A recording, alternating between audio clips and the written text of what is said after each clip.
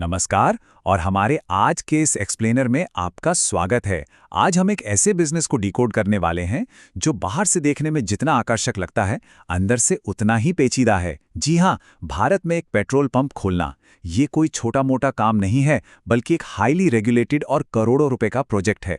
इस पूरी प्रोसेस को हम आज बहुत ही आसान भाषा में समझने वाले हैं। तो चलिए बिना किसी देरी के सीधे मुद्दे पे आते हैं। अक्सर लोगों को लगता है कि पेट्रोल पंप खोल लिया मतलब बस जिंदगी भर बैठकर मुनाफा कमाना है ना? लेकिन सच बताऊं तो ये सिर्फ एक बहुत बड़ा मिथ है। असलियत में इस व्यवसाय को शुरू करने के लिए बहुत सख्त जमीन के नियम, भारी भरकम इन्वेस्टमेंट और ढेर सारे लीगल कंप्लायंस पूरे करने पड़ते हैं। इस पूरे प्रोसेस को अच्छे से समझने के लिए हमने इसे 4 आसान फेजेस में बांटा है। पहला है असेसमेंट और ब्रांड्स, दूसरा जमीन और पूंजी, तीसरा है सरकारी कागजी कार्रवाई यानी रेड टेप, और चौथा फेज है ऑपरेशंस और सोलर ऑप्टिमाइजेशन। तो चलिए सबसे पहले फेज 1 की बात करते हैं, असेसमेंट और ब्रांड्स। मैदान में उतरने से पहले हमें यह जानना होगा कि बेसिक एलिजिबिलिटी क्या है। देखिए, पेट्रोल पंप डीलरशिप के लिए कुछ एकदम सख्त बुनियादी नियम हैं।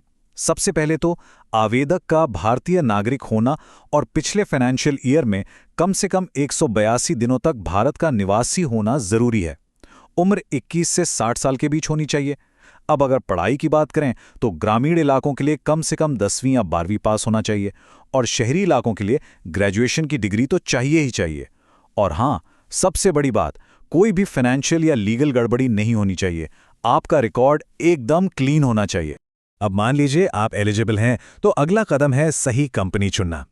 मार्केट में इंडियन ऑयल, भारत पेट्रोलियम और हिंदुस्तान पेट्रोलियम जैसे बड़े बड़े सरकारी खिलाड़ी मौजूद हैं जिन पर करोड़ों ग्राहकों का भरोसा है। और दूसरी तरफ नायरा एनर्जी जैसे शानदार प्राइवेट विकल्प भी हैं। तो यहां आपको इन कंपनियों को कंपेयर करना होगा कि कौन सा ब्रांड आपको ज्यादा फायदा और सपोर्ट दे रहा है।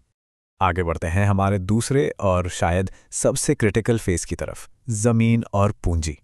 क्योंकि सही जगह और सही बजट के बिना बात आगे नहीं बढ़ेगी। जमीन की रिक्वायरमेंट इस बात पर डिपेंड करती है कि आप पंप कहाँ खोल रहे हैं। अगर लोकेशन शहर के बीचों बीच है तो 800 से 1200 स्क्वायर मीटर जमीन की जरूरत होगी। लेकिन अगर आप किसी गांव या हाईवे के किनारे पंप लगा रहे हैं तो स्पेस ज्यादा चाहिए, करीब 1800 से 2000 स्क्वायर मीटर। हालांकि नायरा एनर्जी जैसे कुछ ब्रांड्स हाईवे पर कम से कम 1200 स्क्वायर मीटर मांगते हैं। और यहाँ ध्यान देने वाली बात यह है कि ये ज़मीन या तो पूरी तरह से आपके नाम पर हो या फिर आपके पास लगभग 30 साल की लंबी लीज हो। अब जरा खर्चों पर नज़र डालते हैं। आदित्य बिरला कैपिटल के डेटा के हिसाब से खर्चे बहुत तेज़ी से बढ़ते हैं। एप्लीकेशन फीस तो बस 15 से 20 हज़ार रुपये होती है, लेकिन असली खेल इसके बाद शुरू होता है। ज़मीन की लीज या खरीदने में ही 50 लाख से 1 करोड़ लग सकते हैं। फिर इंफ्रास्ट्रक्चर खड़ा करने में 1.5 से 2 करोड़ रुपए, वर्किंग कैपिटल के लिए 20 से 30 लाख और डीलरशिप और बाकी खर्चों के लिए 15 से 25 लाख रुपए तक लग जाते हैं। मतलब पेट्रोल की पहली बूंद बिकने से पहले ही आपका मीटर बहुत तेजी से भाग रहा होता है। तो यहां सबसे क्रूशियल पॉइंट यह है कि एक स्टैंडर्ड पेट्रोल पंप का पूरा सेटअप करने में कुल मिलाकर लगभग 2.5 से 3 करोड़ 3.5 करोड़ रुपए के बीच का खर्चा आता है। इस फाइनेंशियल रियलिटी को समझना बहुत जरूरी है, क्योंकि इस बिजनेस में उतरने से पहले आपके पास इतना सॉलिड बैकअप होना ही चाहिए। चलिए अब आते हैं फेज 3 पर, नेविगेटिंग रेड टेप यानी सरकारी प्रक्रियाओं से निपटना। क्योंकि पैसा और जमीन होना तो बस शुरुआत है। इस एप्लीकेशन प्रोसेस को समझना थोड़ा ट्रिकी हो सकता है। सबसे पहले तेल कंपनियां विज्ञापन निकालती हैं, फिर ऑनलाइन अप्लाई किया जाता है। अब यहाँ एक पेच है।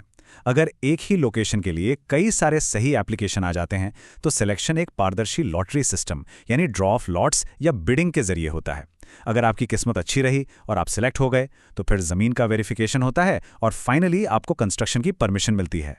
लेकिन रुकिए, कंस्ट्रक्शन शुरू करने से पहले आपको कुछ बहुत ही जरूरी क्लियरेंसेस लेने होते हैं जो एकदम नॉन नेगोशिएबल हैं, जैसे कि पैसो यानी पेट्रोलियम और विस्फोटक सुरक्षा संगठन से licence, fire safety certificate, local municipality से एनओसी और एनवायरमेंटल क्लियरेंस। अगर आपकी जमीन के कागजात क्लियर नहीं हैं तो इन अप्रूवल के बिना काम बुरी तरह लटक सकता है।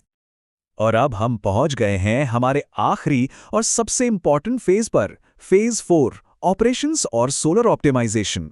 यहां बात होगी डेली मैनेजमेंट और मुनाफे को मैक्सिमाइज करने की।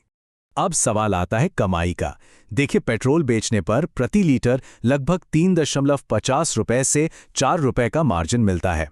वहीं डीजल पर यह थोड़ा कम, करीब 2.40 से 3 रुपए के बीच होता है। अब आप खुद सोचिए, इस लिमिटेड मार्जिन के साथ बड़ा प्रॉफिट कमाने के लिए क्या चाहिए?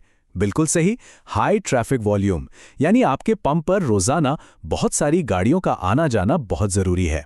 लेकिन ऑपरेशंस में एक बहुत बड़ा सिरदर्द भी है, और वो है बिजली का भारी भरकम बिल। क्योंकि पेट्रोल पंप तो 24 घंटे चलते हैं। इतनी सारी लाइट्स, एयर कंप्रेसर और बड़ी बड़ी फ्यूल डिस्पेंसिंग मशीनें, इन सब का कमर्शियल बिजली का रेट 7 से 12 रुपए प्रति यूनिट तक होता है, जिसकी वजह से महीने का बिजली का बिल आसानी से 2.5 लाख रुपए तक पहुंच जाता है। अब यहां एक बहुत ही सरप्राइजिंग फैक्ट आता है। ईस्टमन सोलर के डेटा के मुताबिक अगर कमर्शियल सोलर कैनोपी लगवा ली जाए तो इस खर्चे को काफी हद तक काटा जा सकता है। जहां पहले बिल 2.5 लाख तक जा रहा था, वहीं सोलर पावर के इस्तेमाल से हर महीने सीधे सीधे 32,000 से 40,000 रुपए तक बचाए जा सकते हैं। और सबसे अच्छी बात क्या है, एक टिपिकल 30 किलोवाट का सोलर सिस्टम अगर लगाया जाए तो उसका पूरा खर्चा सिर्फ 3 से 4 साल के अंदर वसूल हो जाता है। इसे कहते हैं स्मार्ट पेबैक। 30 साल की लंबी लीज को ध्यान में रखें तो ये अकेली स्ट्रैटेजी नेट प्रॉफिट को कई गुना बढ़ा सकती है। आज के दौर में जो सबसे सक्सेसफुल पेट्रोल पंप ओनर्स हैं, वो सिर्फ पेट्रोल डीजल तक सीमित नहीं रहते। वो अपने पंप को एक मल्टी रेवेन्यू हब बना देते हैं। कैसे? एक बढ़िया सा कन्वीनियंस स्टोर खोलकर, हवा और पानी की फैसिलिटी देकर, और तो और इलेक्ट्रिक व्हीकल्स के लिए ईवी चार्जिंग स्टेशन लगाकर। सेफ्टी के साथ साथ अगर ये सारी सहूलियतें दी जाएं तो प्रॉफिट अपने आप बढ़ जाता है। तो इस पूरे एक्सप्लेनर को समअप करते हुए जाते जाते एक सवाल छोड़कर जा रहा हूं। सोच कर देखिए, जिस तेजी से इलेक्ट्रिक व्हीकल्स और सोलर पावर का मार्केट बढ़ रहा है, क्या अगले 30 सालों की लीज के दौरान एक ट्रेडिशनल इंडियन पेट्रोल पंप का बिजनेस मॉडल ऐसे ही टिका रहेगा या पूरी तरह से बदल जाएगा? एनर्जी का फ्यूचर बहुत तेजी से बदल रहा है। आज के इस एक्सप्लेनर में हमारे साथ जुड़ने के लिए आपका बहुत बहुत शुक्रिया।